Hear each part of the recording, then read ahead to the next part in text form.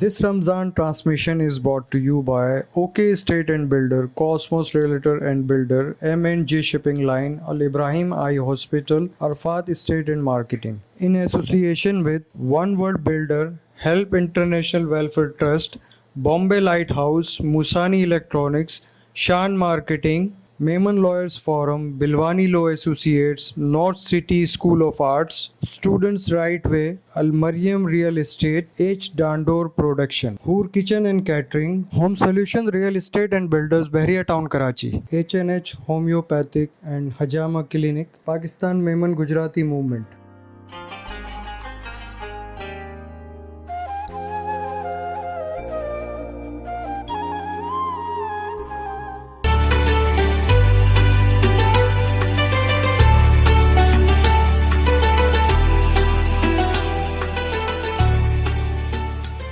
औज़ुबिल्लाहिमिनश्शैतानिर्रजीम बिस्मिल्लाहिर्रहमानिर्रहीम रब्बिश्रह ली सदरी व यस्सिर ली अमरी वहलुल उक़दतम मिन लिसानी यफ़क़हू क़ौली रब्बि ज़िदनी इल्मा रब्बि ज़िदनी इल्मा रब्बि ज़िदनी इल्मा आमीन सुम आमीन या रब्बुल आलमीन।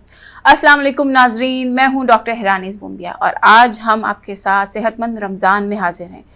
नाज़रीन, आज हमारे साथ हैं एक ऐसे डॉक्टर जो कि हमें ख़वातीन के हवाले से कुछ ऐसे मसलहत पे डिस्कशन करेंगी हमारे साथ जो कि बहुत कॉमन है, बट अनफॉर्चुनेटली ये लोगों को इतना पता नहीं है या मालूम नहीं है इसके बारे में, जिसकी वजह से वो ट्रीटमेंट ले सकें या जिसकी वजह से वो डिस्कशन कर सकें। बेसिकली आज हम बात करेंगे यूरिनरी इनकॉन्टिनेंस यानी कि पेशाब का लीक होना। ये किन लोगों में कॉमन होता है, किस वजह से होता है, अगर हो जाए तो क्या करने की ज़रूरत है, ये सब चीज़ें हम आज डिस्कस करेंगे डॉक्टर लुबना रज़ाक के साथ, जो कि है एक यूरोगायनेकोलॉजिस्ट, गायनी एंड ऑब्स की डॉक्टर। तो आइए वेलकम करते हैं डॉक्टर लुबना को। अस्सलाम वालेकुम डॉक्टर लुबना। वालेकुम अस्सलाम। कैसी हैं आप? अल्लाह का शुक्र, आप बताएं। अल्लाह का शुक्र, अल्हम्दुलिल्लाह। अच्छा डॉक्टर लुबना, आज हम आपसे डिस्कस करेंगे कि यूरिनरी इनकॉन्टिनेंस क्या है। अच्छा, यूरिनरी इनकॉन्टिनेंस उर्दू में जिसे कहते हैं पेशाब की बेकायदगी, यानी कि पेशाब का कंट्रोल ना होना। ये ख़वातीन में बहुत ज़्यादा कॉमन है और इतना कॉमन है कि अगर हम 3 ख़वातीन को देखें तो उनमें से 2 ख़वातीन को ये प्रॉब्लम है। और मसला ये है कि ख़वातीन इस प्रॉब्लम को बताती नहीं हैं, बात नहीं करती और ये समझती हैं कि सिर्फ उन्हीं के साथ मसला है।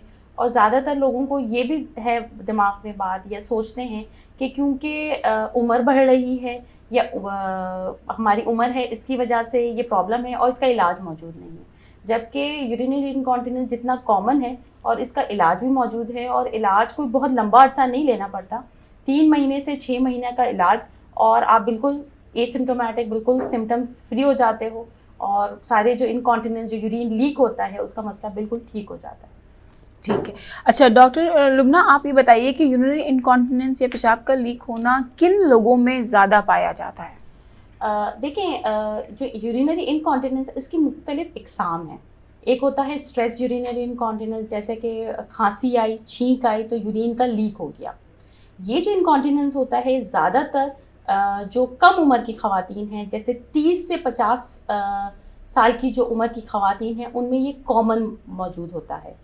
ये जो इनकॉन्टिनेंस होता है, इस तरह का ये ज़्यादातर वज़न उठाया हो भारी बहुत ज़्यादा, क्योंकि इसमें प्रॉब्लम ये होता है कि जो मसाने के जो पट्टे हैं वो कमज़ोर हो गए हैं। इसकी वजह से जब खांसी का, छींक का प्रेशर जब मसाने पर पड़ता है तो यूरिन कंट्रोल नहीं रहता और वो लीक हो जाता है।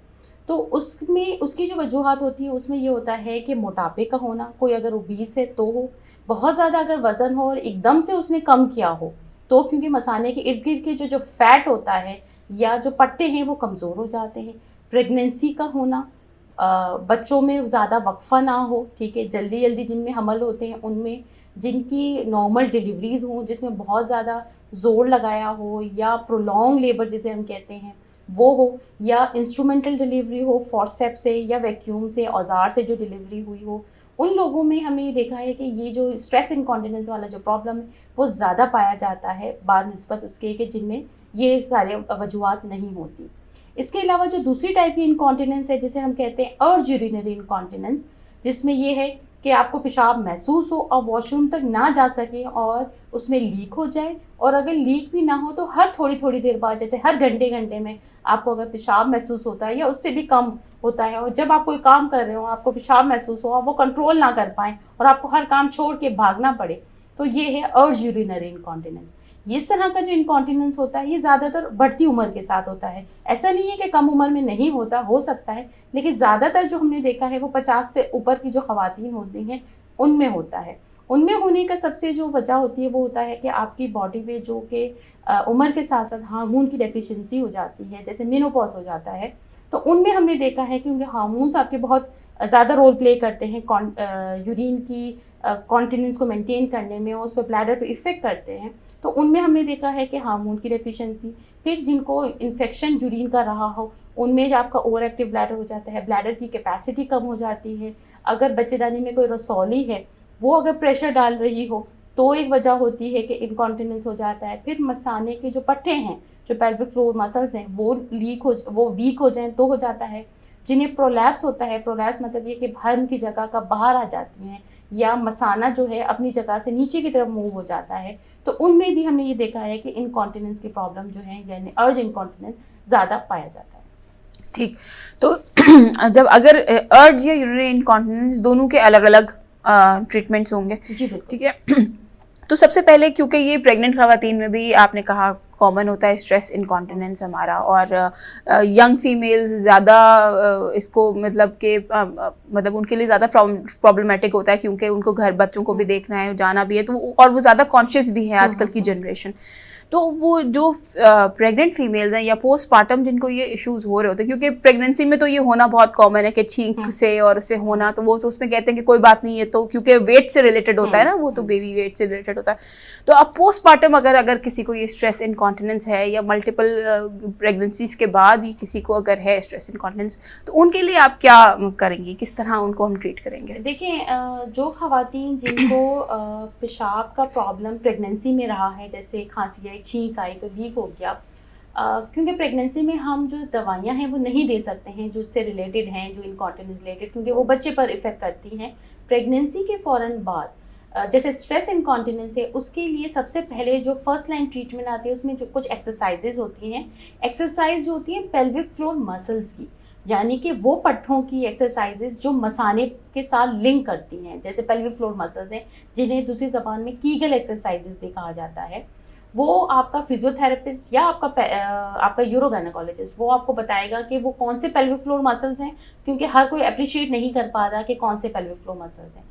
पेल्विक फ्लोर मसल्स को अप्रिशिएट करके उसकी एक्सरसाइजेस, उन पट्ठों को टाइट करना और फिर इन बिटवीन रिलैक्स करना, जैसे कीगल एक्सरसाइजेज कहते हैं, वो की जाती हैं ताकि वो काफ़ी इफेक्ट करती हैं स्ट्रेस इनकॉन्टिनेंस की ट्रीटमेंट में। और फर्स्ट लाइन ट्रीटमेंट में आती ही कीगल एक्सरसाइज। और कीगल एक्सरसाइज इतनी कॉमन और इतनी आसान है कि ये आप अपने घर में भी कर सकते हैं। आप घर में कर सकते हैं। फर्स्ट आपको पता हो कि वो मसल सीख लें आप वो पहले। आप इवन यूट्यूब पे काफ़ी इसकी वीडियोस मौजूद हैं, बिल्कुल, कि आप सिर्फ कीगल एक्सरसाइजेस डालें और वो आपको गाइड कर देता है कि कौन से मसल्स हैं जो कि आपने अप्रिशिएट कर लें और उन्हीं को उन्हीं को पट्ठों को मजबूती से खींचें और एक्सरसाइज करें, तो आपकी स्ट्रेस स्ट्रेस जो कि माइल्डर फॉर्म होता है, तो वो और पोस्टपार्टम में वो बड़ी इफेक्टिव। और ना सिर्फ वो स्ट्रेस के लिए, इवन आपके क्योंकि डिलीवरी के बाद जो पेल्विक फ्लोर के मसल्स हैं वो सारे लूज हो जाते हैं, तो उसकी एक्सरसाइजेज से ज़रूरी होती है कि वो उन पट्टों को मजबूती के लिए भी कीगल एक्सरसाइजेज ज़रूरी है,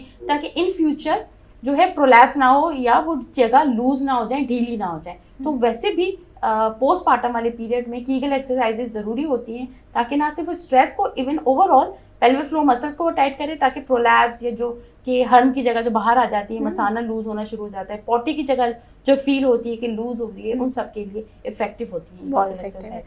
ठीक। अच्छा डॉक्टर लुबना, कितने अरसे बाद हम ये एक्सरसाइज करना शुरू कर सकते हैं? डिलीवरी के कितने अरसे बाद? देखिए, जब तक आपकी स्टिचेस हैं, जैसे पेल्विक फ्लोर एक्सरसाइजेस, वो जिनकी नॉर्मल डिलीवरीज हुई हैं और जो कि स्टिचेस आए हैं और स्टिचेस आपके 15 दिन में रिजॉल्व हो जाए, उसके बाद आप कीगल एक्सरसाइजेस तो कर सकते हैं। मैं एक्सरसाइज बता रही हूँ पेल्विक फ्लोर की एक्सरसाइजेस, वो आप कर सकते हैं। इवन जिनके सिजेरियन हुए हैं वो पोस्टपार्टम 15 डेज़ के बाद अपने पेल्विक फ्लोर मसल को टाइट करके एक्सरसाइज शुरू कर सकती हैं। हाँ, जो ओवरऑल एक्सरसाइजेज हैं जैसे एब्डोमिनल मसल की एक्सरसाइजेज हैं या आपको ओवरऑल आपकी वेट रिडक्शन के लिए या वैसे एक्सरसाइज आपको करनी है, वो आपने एटलीस्ट 6 मंथ अवॉइड करनी है। स्ट्रेनस एक्सरसाइजेज आपने 6 मंथ टू 1 ईयर के बाद करनी है। 3 मंथ जो जिनके सिजेरियन हुए हैं वो 3 मंथ के बाद अपनी एब्डोमेन की एक्सरसाइज करें। जिनकी नॉर्मल डिलीवरी हुई वो भी 2 मंथ दें। हाँ, स्ट्रेनस एक्सरसाइजेज कोई हैवी लिफ्टिंग है वो 1 ईयर तक आप भूल जाएं, क्योंकि आपकी जैसे आपकी प्रेगनेंसी ने 9 मंथ लिए हैं, जो पोस्टमार्टम वाला पीरियड होता है 1 साल तक आपका वही वाला पीरियड समझे गुजर रहा है। जो चीज़ें सारी बॉडी में चेंजेस आई हैं उसको 1 साल लगता है रिवर्ट टू नॉर्मल होने में। इतना जल्दी अपने आप को स्ट्रेस में और इतना ज़्यादा बॉडी को स्ट्रेस में डाल देते हैं, वो फ़ायदे की जगह नुकसान करता है। तो 6 मंथ, क्योंकि आप ब्रेस्ट फीड करा रहे हो, बेबी को फीड करा रहे हो, आपको भी खुराक की ज़रूरत है, बेबी को भी ज़रूरत है।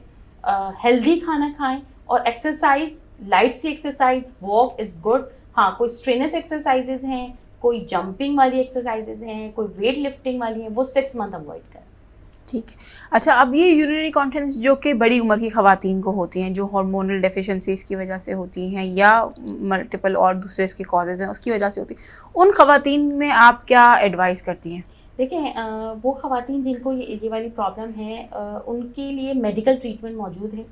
मेडिकल ट्रीटमेंट दी जाती है और वो पहले तो हम रूल आउट करते हैं कि रीज़न क्या है, कॉज क्या है, और अगर सिर्फ ओवर एक्टिव ब्लैडर है कि क्योंकि एज की वजह से या पट्ठों की कमज़ोरी की वजह से या मसाने के मसल जो हैं उनकी कमज़ोरी की वजह से अगर बार बार यूरिन आ रहा है, तो उसमें सबसे पहले मेडिकल ट्रीटमेंट दी जाती है। और मेडिकल ट्रीटमेंट विद एक्सरसाइजेज, इनकी जो एक्सरसाइजेज होती हैं वो कीगल एक्सरसाइजेज का इतना ज़्यादा रोल नहीं है। हाँ, ब्लैडर रीट्रेनिंग होती हैं जिसमें आपको डॉक्टर बताता है कि आपने यूरिन को कैसे होल्ड करना है, कितनी देर होल्ड करना है। फिर कुछ फिजियोथेरेपी की मदद से भी, कुछ इलेक्ट्रिकल स्टिमुलेशन है, बायोफीडबैक्स हैं, वो होती हैं। और उसके साथ साथ आप मेडिकल ट्रीटमेंट दी जाती हैं, तो उससे ये प्रॉब्लम जो है वो रिजॉल्व हो जाते हैं, बेहतर हो जाता है। ठीक।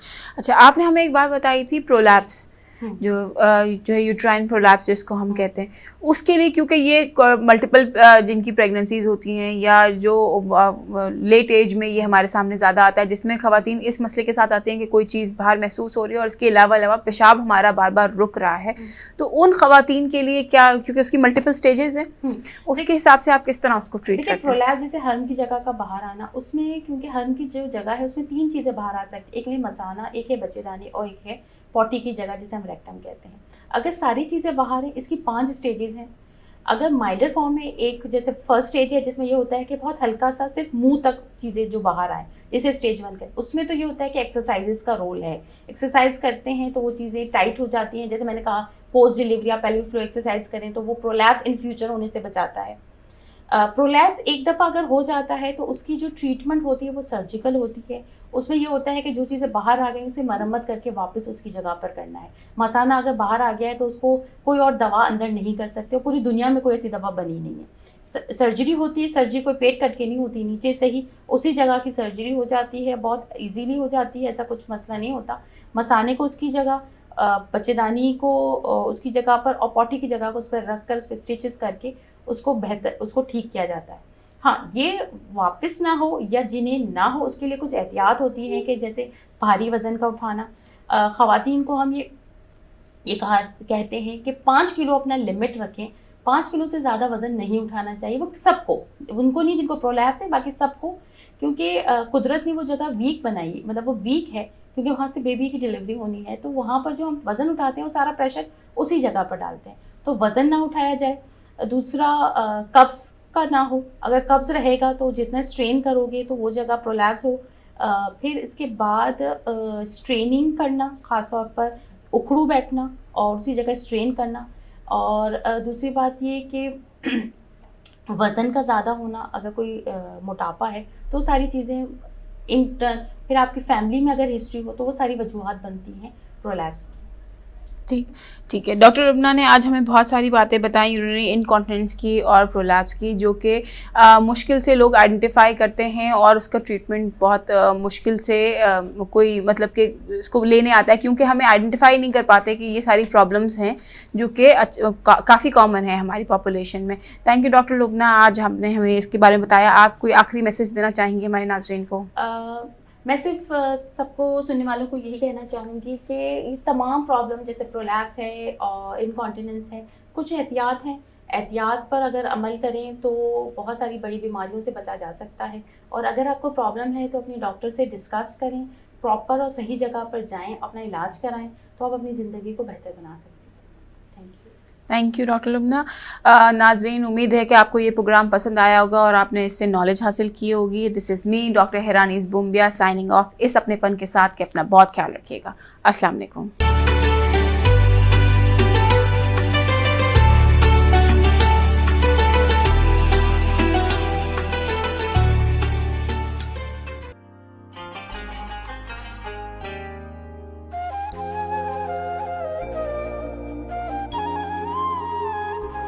This Ramzan transmission is brought to you by OK Estate and Builder, Cosmos Realtor and Builder, M&G Shipping Line, Al Ibrahim Eye Hospital, Arfat Estate and Marketing. In association with One World Builder, Help International Welfare Trust, Bombay Lighthouse, Musani Electronics, Shan Marketing, Mehman Lawyers Forum, Bilwani Law Associates, North City School of Arts, Students Right Way, Al Mariam Real Estate, H. Dandor Production, Hoor Kitchen and Catering, Home Solution Real Estate and Builders, Bahria Town, Karachi, H&H Homeopathic and Hajama Clinic, Pakistan Mehman Gujarati Movement.